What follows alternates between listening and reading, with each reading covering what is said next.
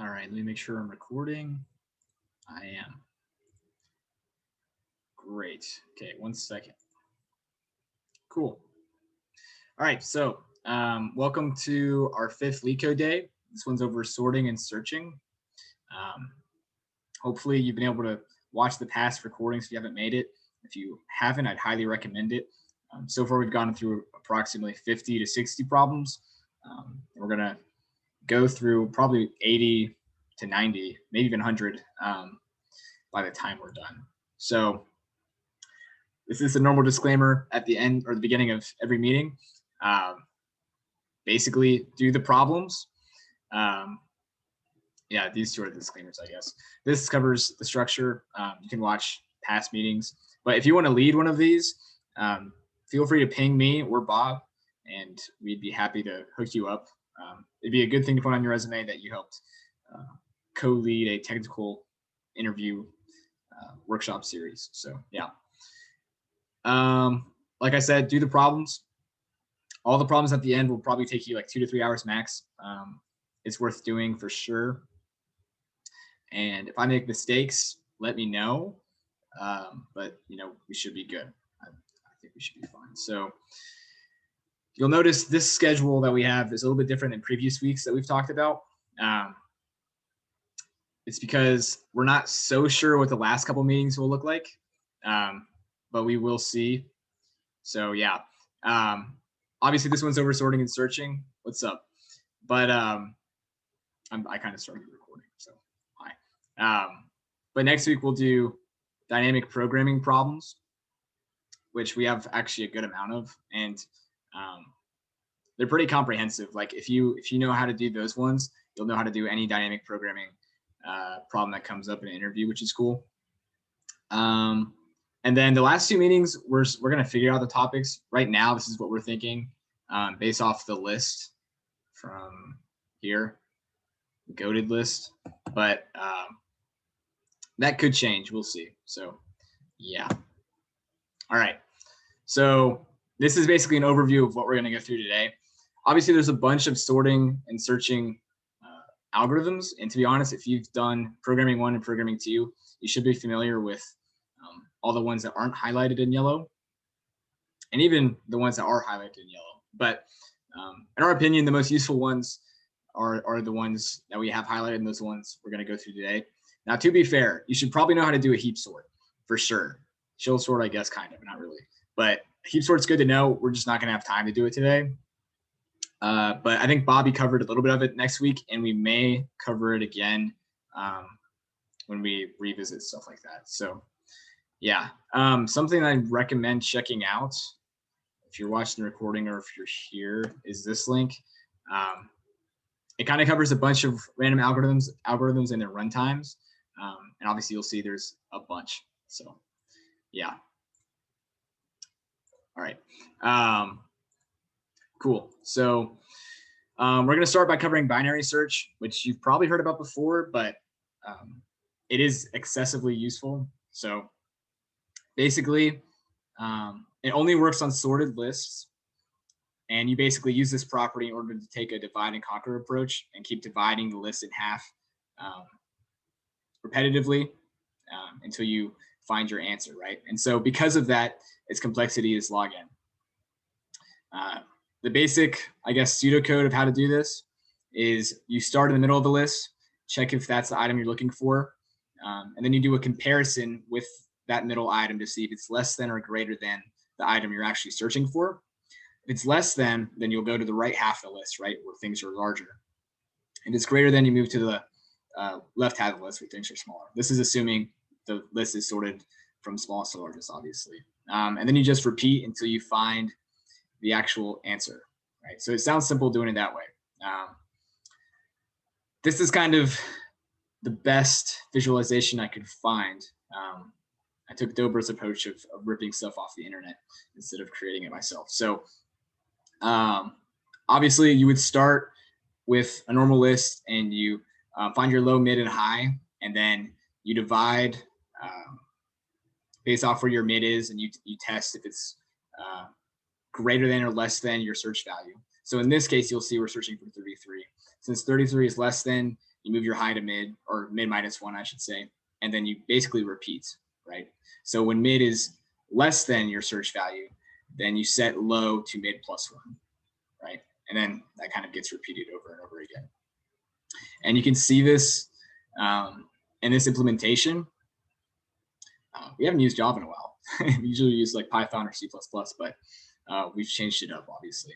But this basically does exactly what I was referring to, in that it's testing the middle value repeatedly to see if it is what you're looking for. Now, this is the iterative solution.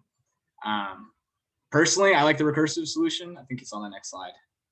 Yeah, I mean, for me, the recursive solution is a little bit more understandable. I mean, either works, to be honest with you. But I mean, this works exactly the same. You're basically just using a helper method, more or less, in order to make this work recursively, right? Because you need to account for all cases. So yeah. And we'll come back to these, I guess, examples when we're solving this next problem. So a question that uses this, and this is actually, it's rated as a medium question. If you don't know how to do a binary search properly, then this is going to be annoying. But it's the rotated sorted array. I have the directions pasted here. I'll just run through it briefly, but if you're watching a recording, just Google the problem and read it there.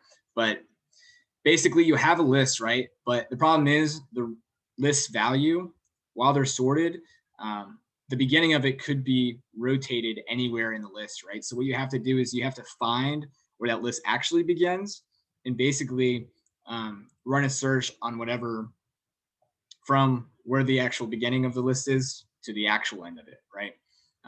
These are the examples they give. It's pretty understandable, obviously. So yeah, and you know, if it's on the list, you return -1.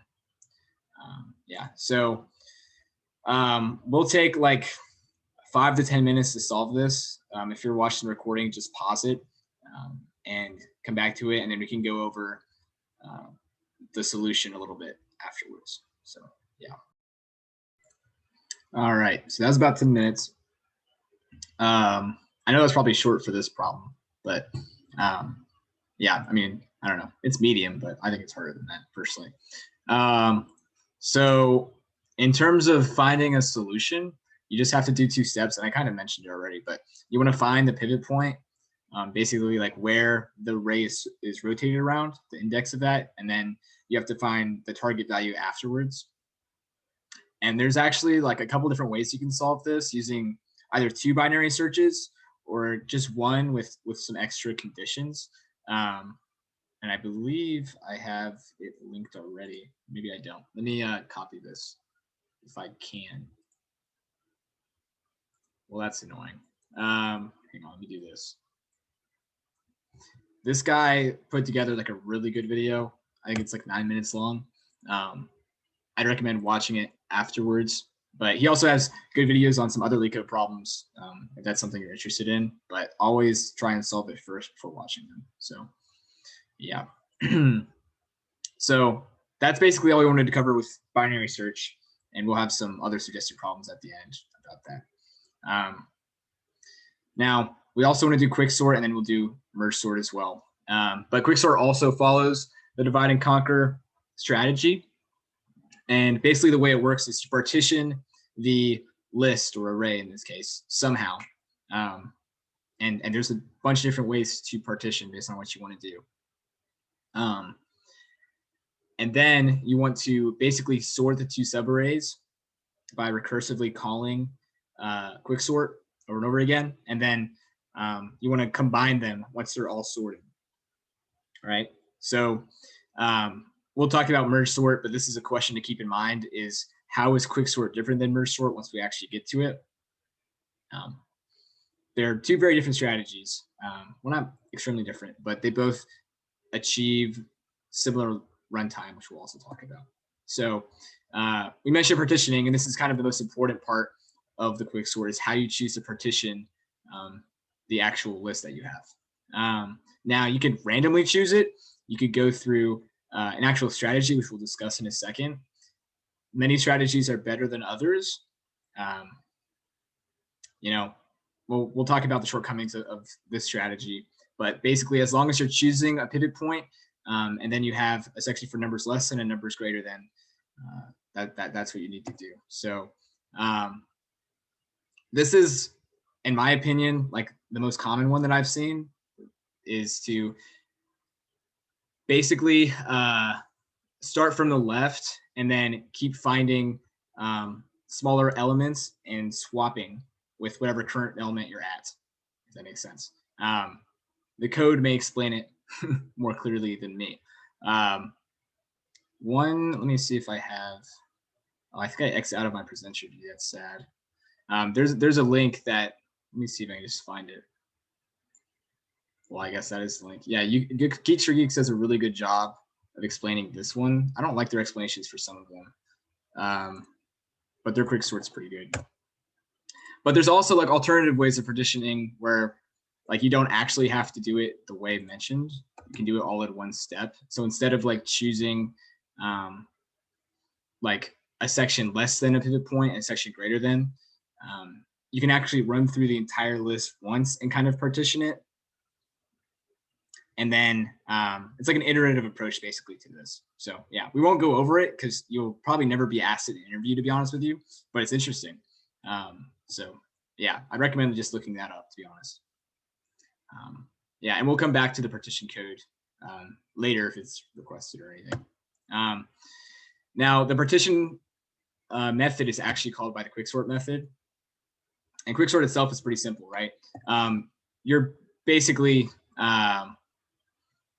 doing the first partition yourself, and then you just keep calling Quicksort over and over again, and it's really that easy, right? Partition will basically do all the work and combine things once you're done, okay?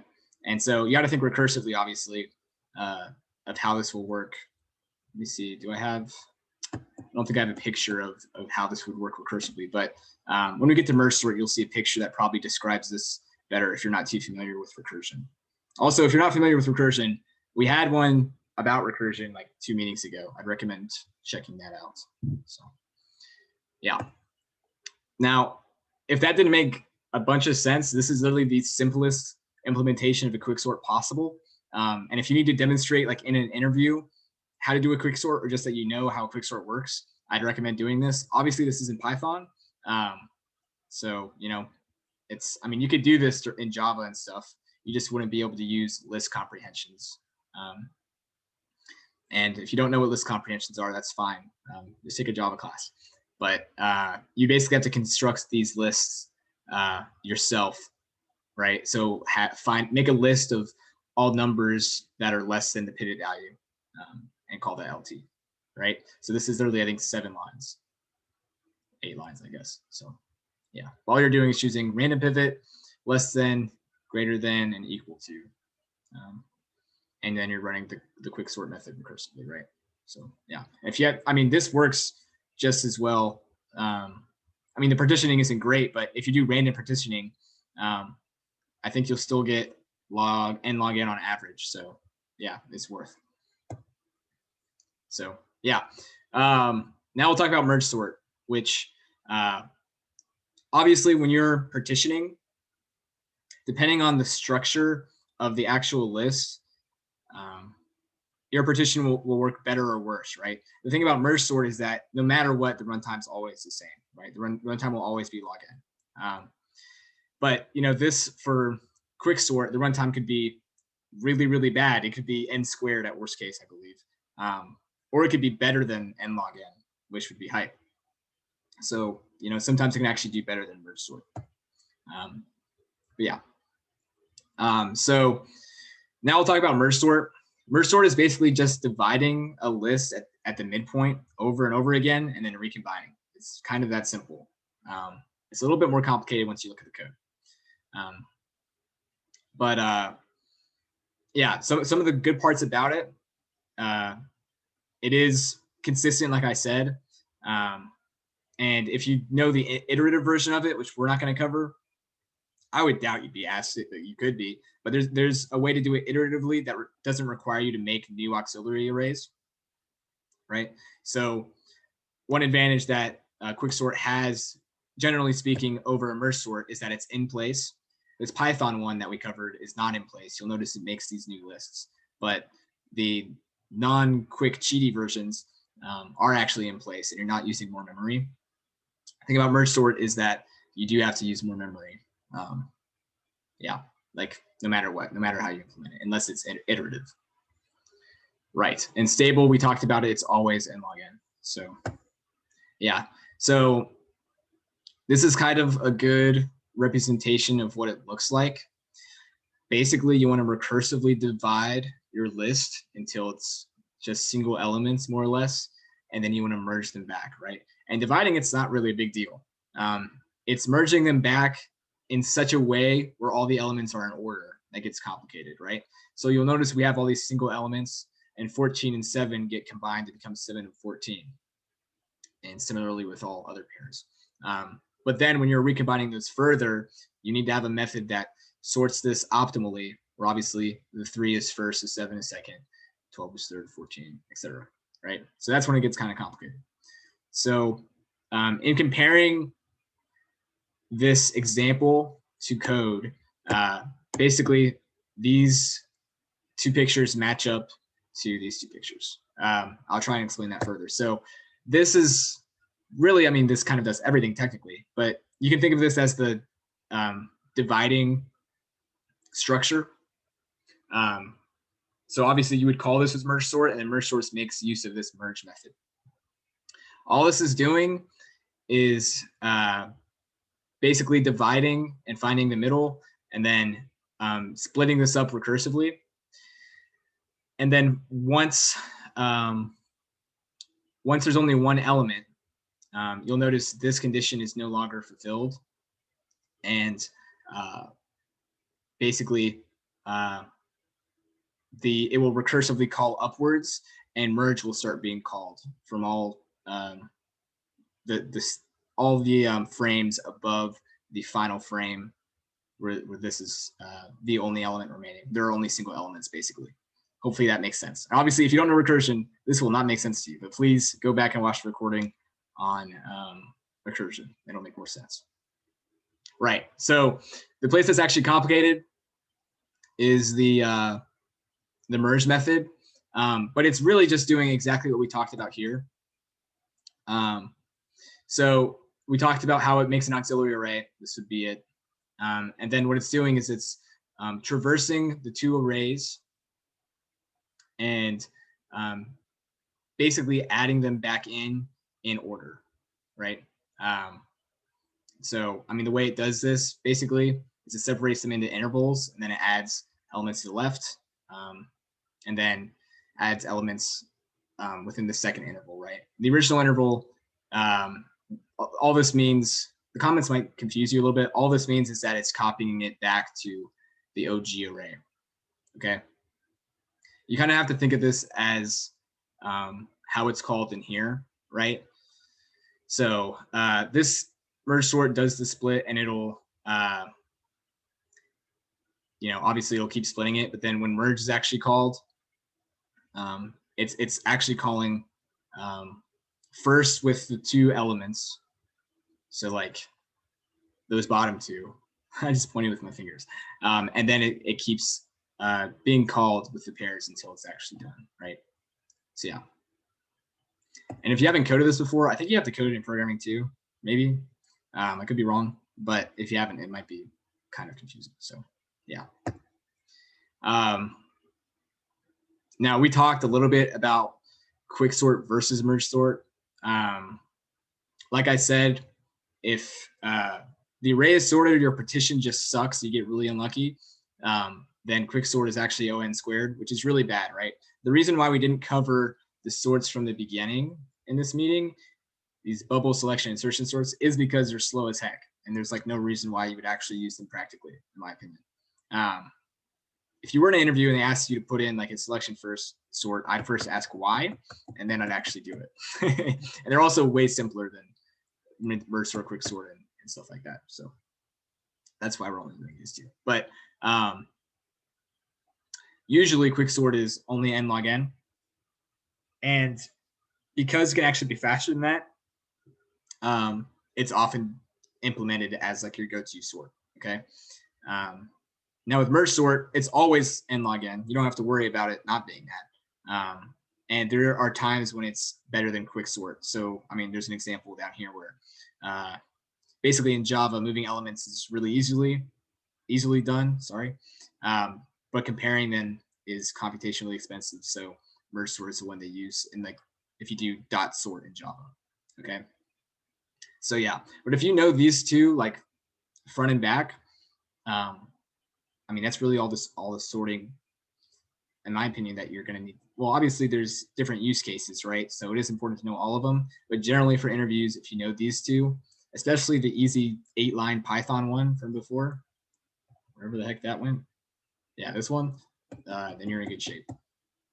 So yeah, where am I? All right, awesome. And that's, I think, all I wanted to cover for this slide. So yeah, so the second question we have is 215. Basically, it's if you're given an integer array of numbers and an integer to, I